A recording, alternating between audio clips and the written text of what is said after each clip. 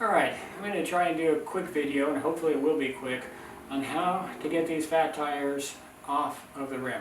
As a longtime cyclist, never owned a fat tire bike before, and first time I went to take one of these tires off the rim, I couldn't figure it out.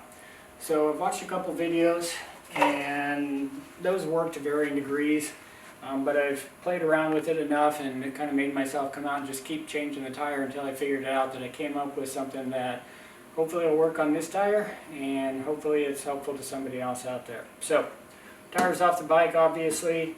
Hopefully I'm going to do this with two tools. One tire lever and a valve core stem removal tool. I don't know, it's $5-6 on Amazon. Well worth the money.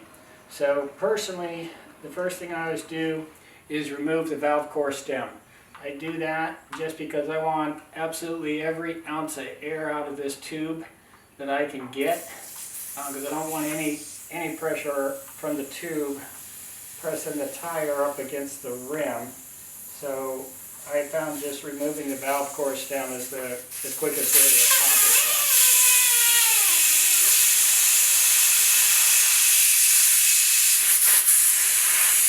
that. Alright, so valve core stem's out. Go to the side with the cap and the removal tool. Let the air finish bleeding out. And you know, the trick of this, if you have done it or haven't done it yet, is that the darn tire wants to stay up against the rim. And so you can get a tire lever under it, but it's just so tight on that rim you can't pop the bead of the tire over the rim easily.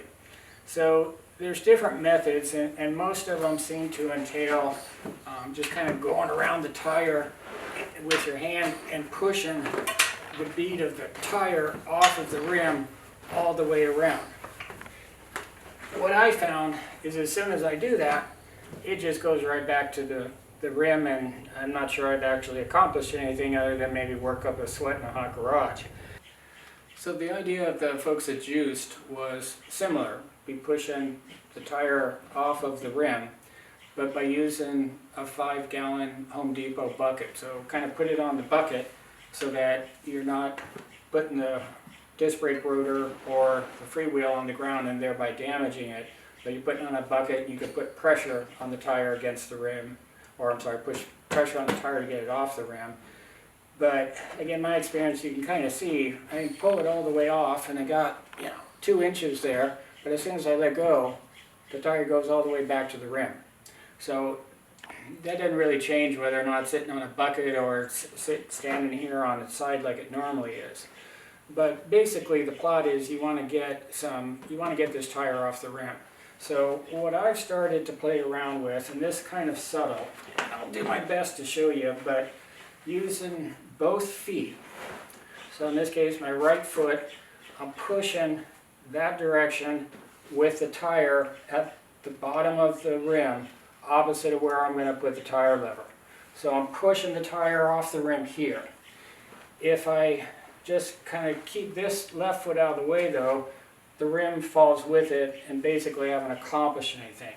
So with my left foot, which isn't going to be entirely visible because the tire is hiding part of it, I'm using my left foot and I'm pushing the rim in the direction of my right foot. So if you can look down here, as I do that, you'll see the rim move about 1 inch or 2 this way, while this foot is keeping the tire anchored down here. So now I've created about 1.5 inches or 2 inches of distance down there with the tire off of the rim. So that gives me a little bit more to work with up here.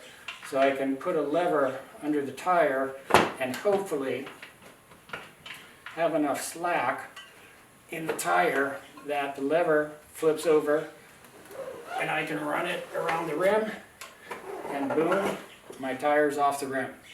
So that's what I've learned as probably the easiest way to get these bad boys off these fat tire rims. So hopefully that helps.